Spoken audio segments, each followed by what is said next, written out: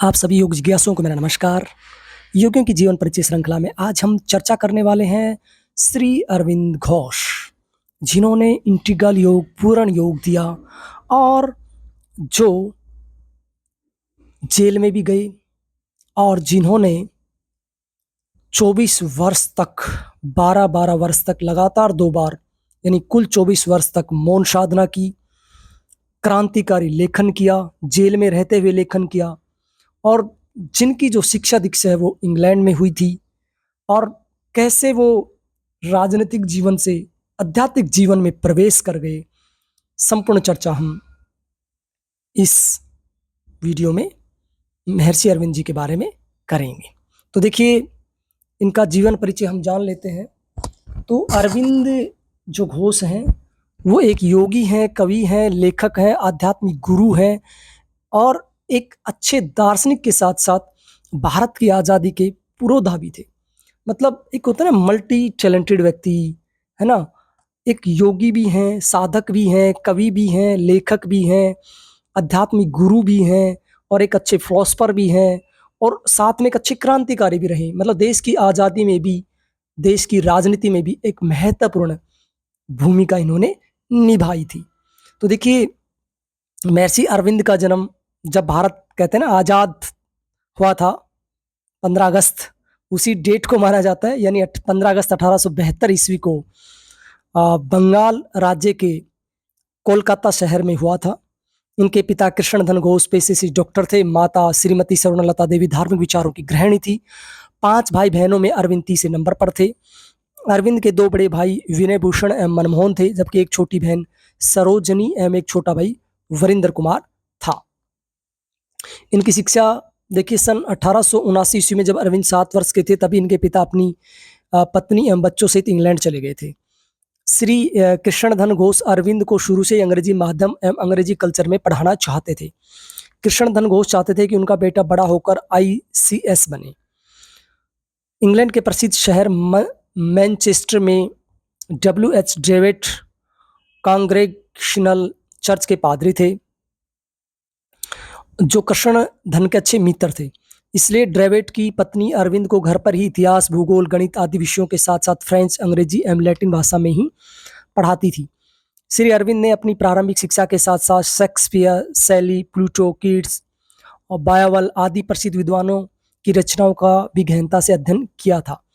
England में अरविंद को एक्रायड घोष के नाम से पुकारा जाता था। ये इंपॉर्टेंट क्वेश्चन है, बहुत इंपॉर्टेंट क्वेश्चन है कि अरविंद को एक्रायड घोष के नाम से पुकारा जाता था। सन 1883 ईस्वी में ड्रेवेड का परिवार इंग्लैंड से ऑस्ट्रेलिया चला गया था और इसके बाद अरविंद ने 1884 ईस्वी से 1889 ईस्वी तक लगभग 6 वर्ष तक सेंट पॉल स्कूल लंदन में 5 से 6 वर्ष तक अध्ययन किया। इस दौरान अरविंद ने विभिन्न लेखकों का साहित्य एवं कविताओं का भी अध्ययन किया। यहाँ अरविंद ने प्रधानाध्यापक डॉक्टर वाकर के नेतृत्व में ग्रीक भाषा का अध्ययन किया। सन 1890 ईस्वी में अरविंद ने कैम्ब्रिज विश्वविद्यालय के किंग्स कॉलेज लंदन में एडमिशन ले लिया। इस कॉलेज में अरविंद 2 वर्ष तक रहे थे। इस दौरान अरविंद ने ICS यानी इंपेरिकल सिविल सर्विस होती है जो इंग्लैंड में, की परीक्षा में 11वां स्थान प्राप्त करके अपनी योग्यता को साबित कर दिखाया था। उस समय Imperial Civil Service ICS British साम्राज्य की उच्च नागरिक सेवा के लिए सबसे बड़ी परीक्षा होती थी, लेकिन अरविंद की ICS बनने की कोई रुचि नहीं थी। अरविंद जानबूझकर इस परीक्षा में अयोग्य होना चाहते थे क्योंकि उन्हें भारत से लगाव था, भारत से प्रेम था, भारतीयों से प्रेम था। उनकी मजबूरी थी कि वो बच्चे थे और या युवावस्था में थे, तो उनके पिता उनको अंग्रेजी माध्यम में पढ़ाना चाहते थे और वहीं उनको सेट करना चाहते थे। लेकिन कहते हैं ना कि महान आत्माएं किसी और उद्देश्य के लिए इस धरा पर आती हैं। तो महर्षि अरविंद घुड़सवारी की प्रायोगिक परीक्षा में सबसे पीछे रहे ताकि खुद को ICS की परीक्षा के लिए अयोग्य घोषित कर सकें। अरविंद का भारत आगमन तो बताते हैं कि बड़ौदा गुजरात के महाराज शाजीराव गायकवाड़ तृतीय उन दिनों इंग्लैंड गए हुए थे। महाराज ने अरविंद से मुलाकात की और इतने प्रभावित हुए कि उन्होंने बड़ौदा रियासत की सेवा के लिए अरविंद को चयनित कर लिया। देश सेवा के उद्देश्य से 14 वर्ष तक इंग्लैंड में रहकर सन 1893 ईस्वी में अरविंद आखिरकार भारत लौट आए। बड़ौदा में अनेक सरकारी पदों पर कार्य करने के पश्चात अरविंद बड़ौदा कॉलेज, जो अब महाराजा सयाजीराव यूनिवर्सिटी ऑफ बड़ौदा है, में फ्रांसीसी भाषा के प्रोफेसर बन गए। कॉलेज में अच्छे आचरण एवं योग्यता के आधार पर अरविंद को कुछ समय बाद वाइस प्रिंसिपल बना दिया गया। यहाँ अरविंद संस्कृत, बंगाली और हिंदी भाषा के साथ साथ भारतीय धर्म एवं संस्कृति के अध्ययन में मगन रहने लगे थे। बड़ौदा में रहते हुए अरविंद ब्रिटिश शासन के विरुद्ध सक्रिय रूप से आवाज उठाने लग गए थे, जिसके चलते 18 जून 1906 ईस्वी को अरविंद ने कॉलेज के सभी पदों से इस्तीफा दे दिया। यानी उन्हें लगा कि अब मुझे स्वतंत्रता आंदोलन में भागीदारी करनी चाहिए, है ना, देश के लिए खड़ा होना चाहिए। इसलिए ये कार्य विश्वविद्यालय में या कॉलेज में रहते हुए नहीं हो सकता है, इसलिए उन्होंने सब पदों से इस्तीफा दे दिया। और यहाँ अरविंद ने 13 वर्ष 5 महीने 18 दिनों तक कार्य किया था। इसके बाद अरविंद ने बंगाल के क्रांतिकारी आंदोलन एवं मध्य प्रदेश के आंदोलनों में महत्वपूर्ण भूमिका निभाई। यानी बंगाल के जो भी आंदोलन थे उनमें महत्वपूर्ण भूमिका निभाई, और मध्य प्रदेश के जो आंदोलन थे उनमें महत्वपूर्ण भूमिका निभाई। और बताते हैं कि इस दौरान उनकी भेंट है वो लोकमान्य बाल गंगाधर तिलक से हुई, और बहन निवेदिता से भी इसी दौरान उनकी मुलाकात हुई। विवाह की बात करें तो इसी दौरान सन 1901 ईस्वी में 28 वर्ष की उम्र में अरविंद का विवाह रांची, यानी तत्कालीन जो बिहार है, के निवासी श्री गोपाल चंद्र बोस की बेटी मृणालिनी देवी से हो गया था। लेकिन 1928 ईस्वी में पांडिचेरी में इन्फ्लुएंजा महामारी से मृणालिनी देवी का देहांत हो गया था।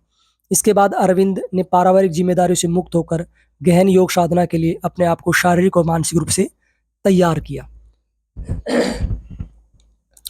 अरविंद का राजनीति जीवन, तो देखिए कॉलेज से त्यागपत्र देने के बाद अरविंद देश की राजनीति में सक्रिय रूप से भाग लेने लग गए थे। और बताते हैं कि 1906 ईस्वी में अरविंद दादा भाई नेहरू के नेतृत्व में अनेक भारतीय आंदोलनों में भाग लेने लग गए थे। सन 1907 से 8 ईस्वी में अरविंद ने बाल गंगाधर तिलक के साथ भारत के अनेक राज्यों की यात्राएं की एवं भारत की वास्तविक स्थिति से परिचित हुए। 8 मई 1908 ईस्वी को अलीपुर बम कांड के सिलसिले में अरविंद एवं उनके साथियों को कोलकाता के एक बाग में गिरफ्तार कर लिया गया था।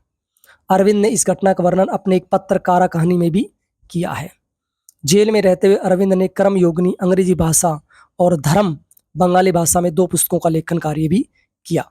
इसके अलावा अरविंद ने बांग्ला पत्रिका सुप्रभात में कई लेख भी लिखे थे। 6 मई 1909 ईस्वी को अरविंद को जेल से रिहा कर दिया गया था।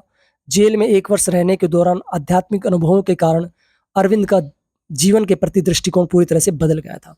यानी जेल में रहते उन्होंने लेखन भी किया और इनका जीवन के प्रति दृष्टिकोण बदल भी गया था।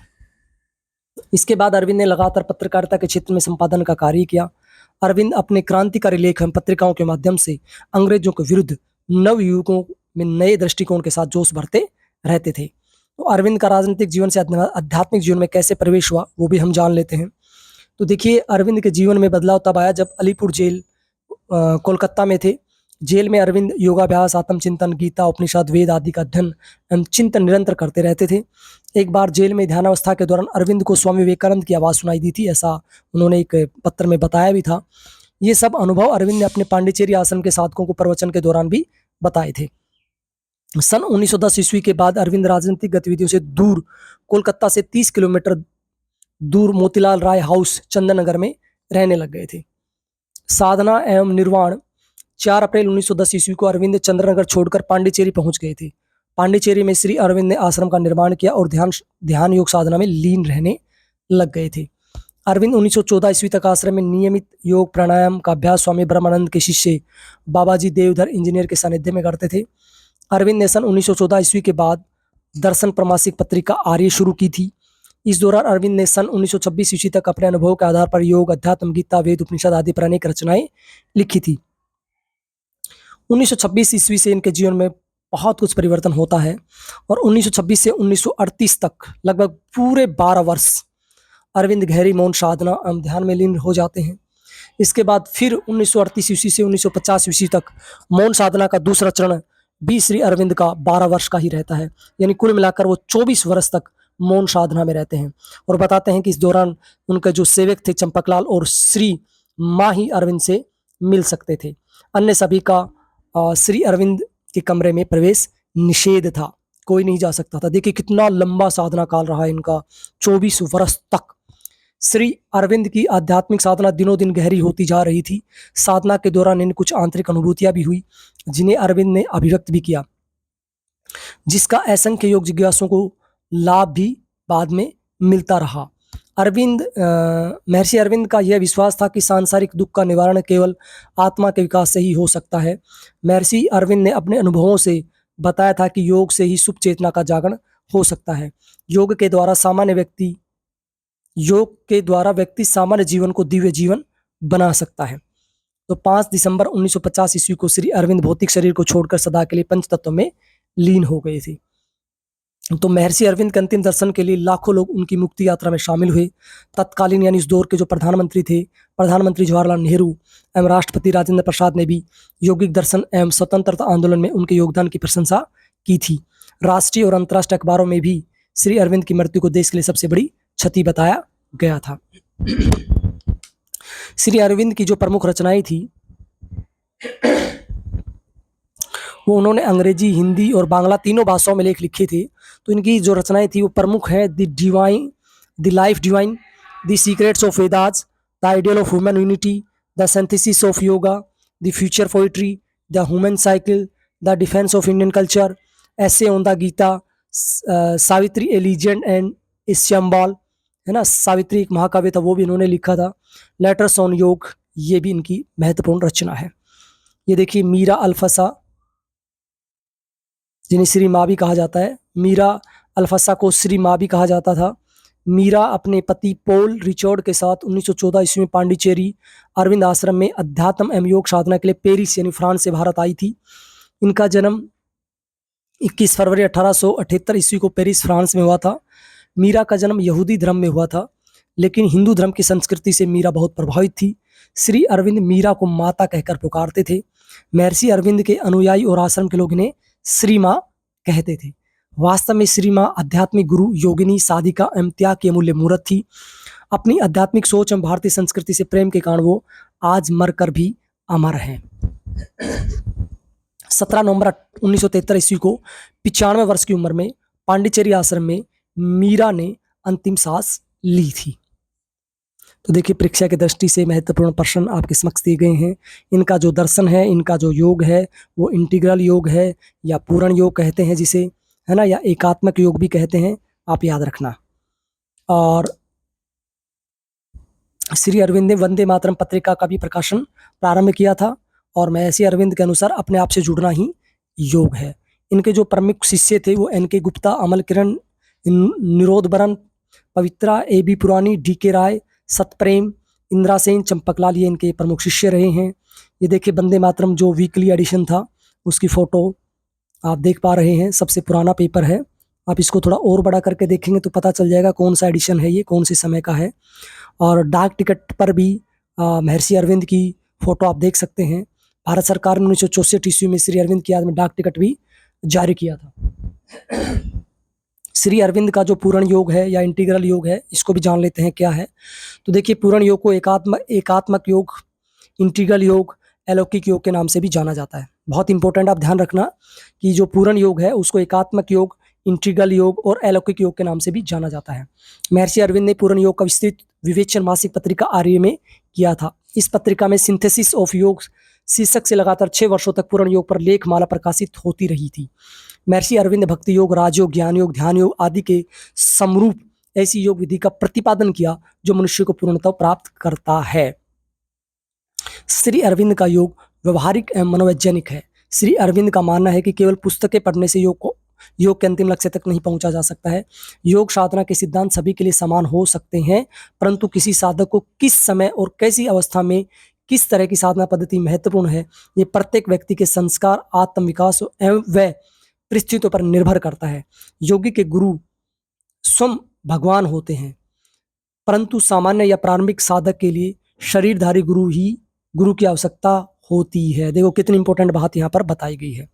यानी योगी जो होता है, योग साधक होता है, उसके गुरु स्वयं भगवान होते हैं, परंतु सामान्य या प्रारंभिक साधक के लिए शरीरधारी गुरु की अवश्य आवश्यकता होती है। तो महर्षि अरविंद की पूर्ण योग पद्धति की 3 मूल साधनाएं अथवा अभ्यास हैं।